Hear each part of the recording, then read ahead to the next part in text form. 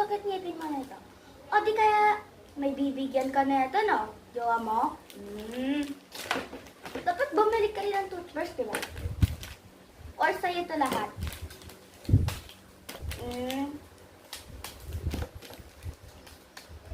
Huh?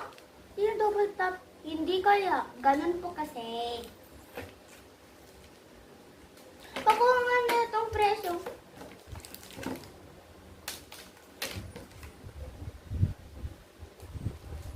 Wala na naman presyo. Ay, magkano to? 15? Yeah. 1,000. Credit card. Ayan, credit card na naman. Oh. Gawin mo na.